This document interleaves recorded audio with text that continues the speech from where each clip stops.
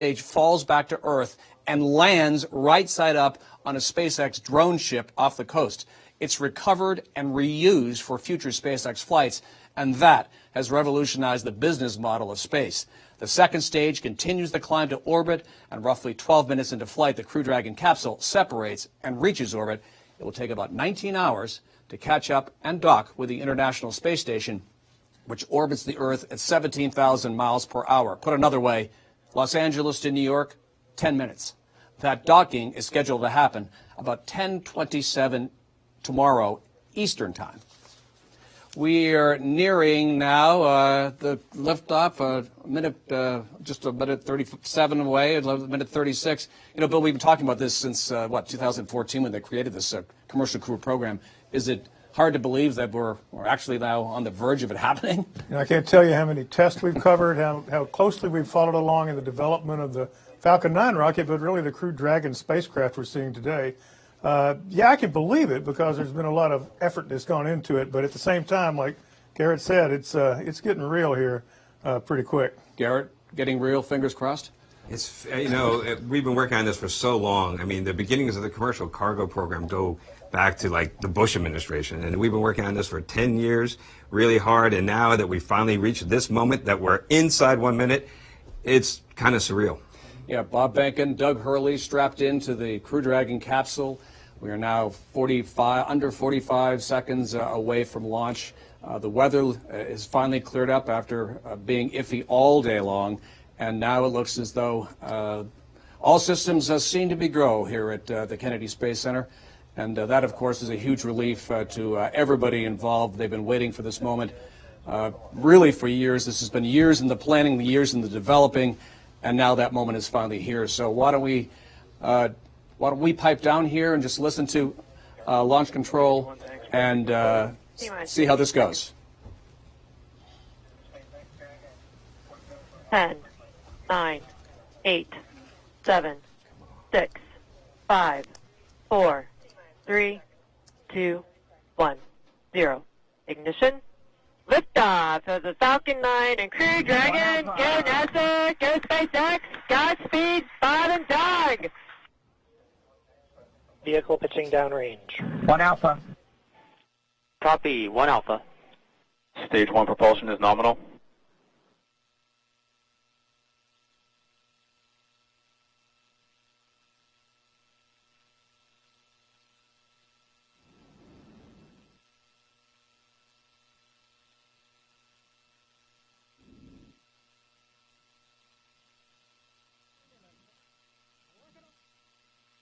Falcon power and telemetry nominal. M1D throttle down. Throttling down to get ready for the period of maximum.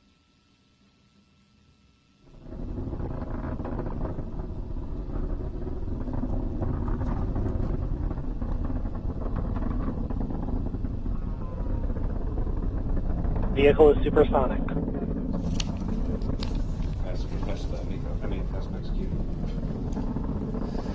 Well, looks like we are on our way. The next big moment is Max Q. Garrett, why don't you explain to us what that is? So we've actually passed through the period of the maximum aerodynamic pressure where the wind is the strongest. That's a challenging flight regime. And we've passed that hurdle, and the next thing that will be coming up is the shutdown of the 9 engines in the first stage. That'll be very rapidly followed by separation of the stages and ignition of the MVAC vacuum engine, the second stage engine, to take us up into orbit. See President Trump clapping there. It all seemed to, it looked picture perfect. Was it? As far everything so far is nominal. It's really looking like a good flight, and we got a ways to go here. So, but so far it was beautiful. It's just like dreamlike to see that thing actually take off. Yeah, it's exciting to watch it, no matter how many times you've seen it before, and nobody has probably seen it more than Bill. So, Bill, what were your thoughts? Is it finally lifted off the pad, and we're actually in this new space era?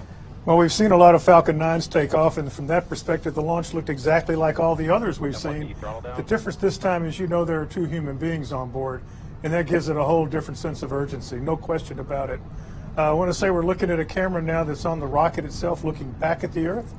You're getting ready to see stage separation where the first stage will shut down its engines, fall away, and then the flight will continue on the power of the second stage engine.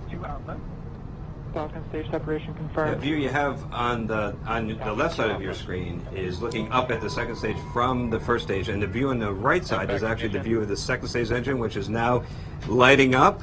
It'll glow red hot. That's how it actually cools itself down. And that first stage will turn around and come on back, and we'll attempt to land it on a ship. I mean, we've heard a lot of talk about how this is fully automated. So what is it that the astronauts at this point are responsible for? Are they just along for the ride, or is there something more to it? At this point, they are monitoring the performance or looking on their screens to see if they are heading in the right direction at the right speed. There's really only one command that they can use at this during ascent, and that is there's a big handle right there you see in the left screen in the middle of the two of them. That if you pull that, it will light up the Super Draco escape system, and you hear them in the background talking about different 2A, 2B. These are different things that the Super Dracos will do if you pull that handle right now, or if it automatically goes right now. And Mark, just to jump in real quick, these views we're seeing from inside the cockpit, we've never seen live video of U.S. astronauts in a rocket during launch on a U.S. spaceship. The Russians have done this for years, but we've never seen this view for an American launch. When Garrett mentioned the escape system, let's talk about that a little bit, because that also factored into the weather that we were talking about. It wasn't just weather here on the launch pad, but weather all the way up the East Coast in the Atlantic, really all the way to Ireland, just as a contingency plan. Why don't you explain to folks how exactly that's going to work, and making sure that the astronauts always have a way out if something really should go wrong? Yeah, so the spacecraft has Super Draco engines. There are 8 of them in pairs of 2 in these 4 pods. And if the Falcon 9 is having a bad day, they can light up. Now, early on, they would take the trunk with them if that would happen, and the trunk fins would provide stability in the atmosphere. Now, at this point, they would just leave without the trunk, and they can get away from the Falcon 9 very quickly, and in fact have that luxury of that system all the way up to orbit, which is something we didn't have during shuttle. And depending when it, heaven forbid that it needed to happen, but depending when it happened, they would land somewhere in the Atlantic, and it could go, what, all the way to Ireland, right?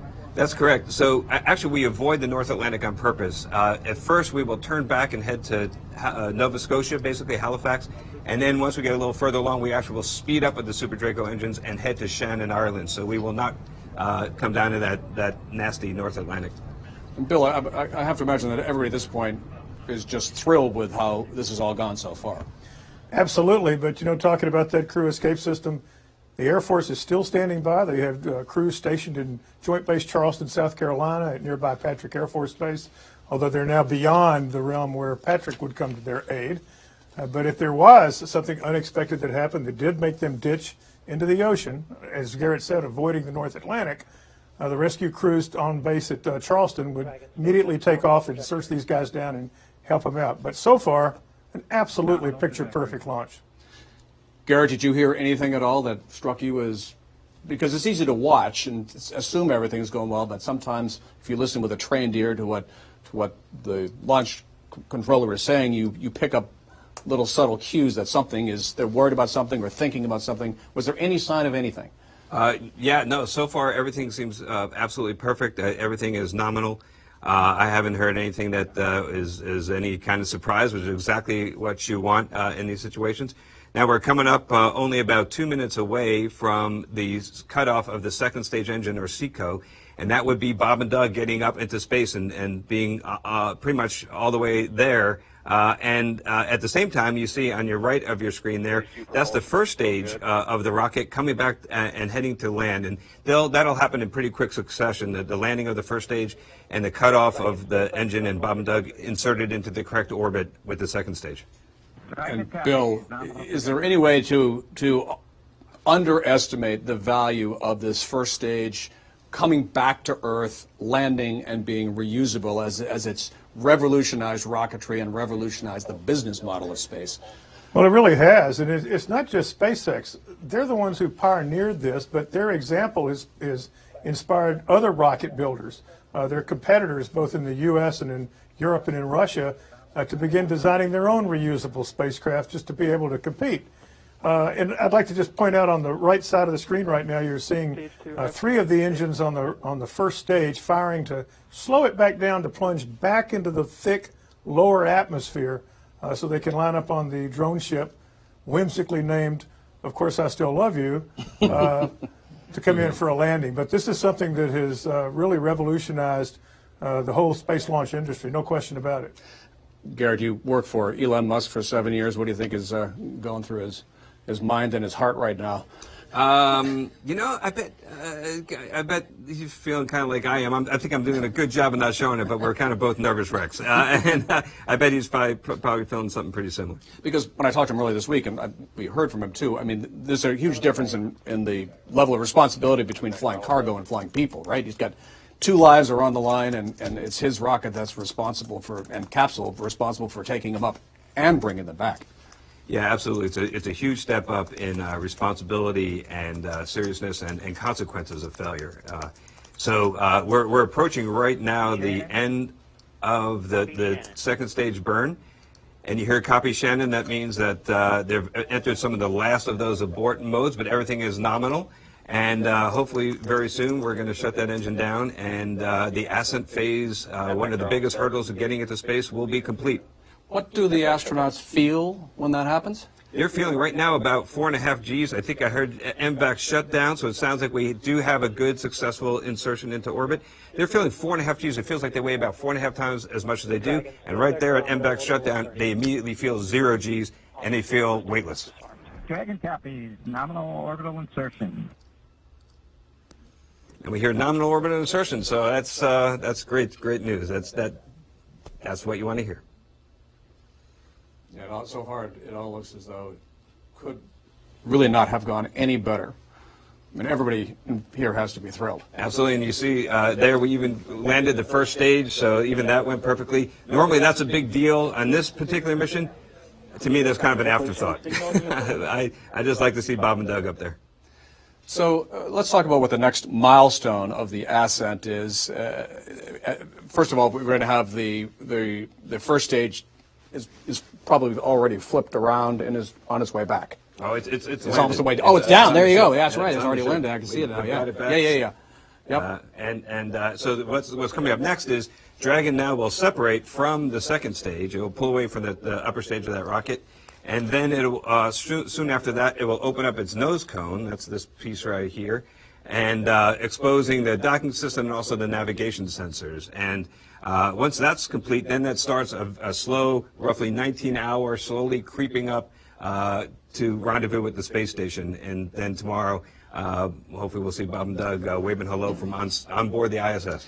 You know, this is a test flight, and although everything can be automatic, Benken and Hurley, as former test pilots, are expected to try out some of the systems just to make sure that everything is working as well as it can. So what exactly will they be doing on their way to the space station by way of testing out various systems that are in the Crew Dragon? Well, one of the biggest tests that they're going to do is they're going to try some manual flying. Now, normally, Dragon is capable and has. Last year, we actually sent the Dragon all the way up and back down from the space station completely automatically, autonomously. And that's a normal mode of operation. But there is a possibility to take manual control and fly the vehicle manually. And Bob and Doug will test it out as test pilots. They'll get a chance to try that. And they'll be testing out some other systems, including life support systems. And they're gonna sleep. They're actually got 8 hours tonight to go to bed, and so they'll be fresh tomorrow to dock to the space station. Yeah, in fact, I heard NASA Administrator Jim Bridenstine say earlier today one of their most important jobs is to eat and is to sleep, so they're rested in time for the docking to the space station tomorrow morning. We also just heard from President Trump, his reaction to today's launch. He said, "It's incredible. I'm so proud of the people at NASA." And we're almost at the 12-minute mark after launch, when the astronauts will be in orbit. So we're coming up here on, there it is, there goes Dragon. We have good Dragon separation. And you see the picture there, it looks beautiful, of the Dragon trunk pulling away from the second stage. And that's, anytime you have a mechanical event, a separation event, it's something that of special focus, but obviously successful. And next is just the nose cone opening. We have a few words for you from our Falcon 19. It's amazing to watch. The next step really is the docking with the International Space Station. That will happen at 10:27 tomorrow morning Eastern Time. The Crew Dragon is built to dock autonomously, as Garrett said, but Benkin and Hurley do have the capability to take over if something goes wrong. Once on board the International Space Station, Hurley and Benkin will join the current crew, American astronaut Chris Cassidy and 2 Russian cosmonauts. Benkin and Hurley will be in space for at least 6 weeks and no longer than 4 months. So it really, any final thoughts, Garrett? How does this compare, for instance, to other space milestones that you've either watched or been part of? Yeah, I think the obvious comparison is to the first launch of the space shuttle back in 1981. But to me, a lot of what we're doing really harkens back to Apollo. I remember taking Bill Anders, Apollo 8 astronaut, on a tour of SpaceX, and he remarked at how SpaceX today reminds him so much of what NASA was like during Apollo. And it also, back during his flight, Apollo 8, back in 1968, was another difficult time for our country. It was a time of, we were losing a lot of Americans in the Vietnam War. We had racial conflicts and violence, and we had a big division in our society. Obviously, there's echoes to today. When Apollo 8 came back and successfully orbited around the moon, a telegram was sent to the crew saying, "Thank you for saving 1968." Now, I'm not saying that Bob and Doug just saved 2020, okay? And I'm not saying that what we just did is anywhere near as technologically complicated or as impressive as sending 3 men around the moon back in 1968.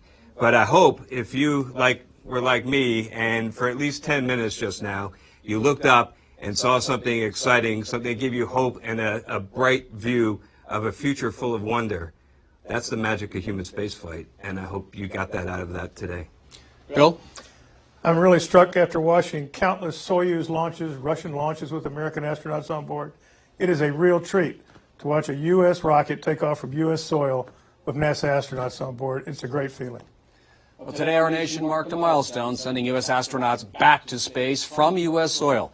A private company has now accomplished what, until now, only countries were capable of. Doug Hurley and Bob Benkin have made history as the first crew of a new age. A big thank you to our entire CBS News team and our guests Bill Harwood and Garrett Reisman. Our coverage will continue on our 24-hour streaming network, CBSN. You can watch it also at cbsnews.com or on our CBS News app. There'll be more on your local news and on this CBS station and tonight on the CBS Evening News. This has been a CBS News special report. I'm Mark Strassman at Kennedy Space Center in Florida. For news 24 hours a day, go to cbsnews.com.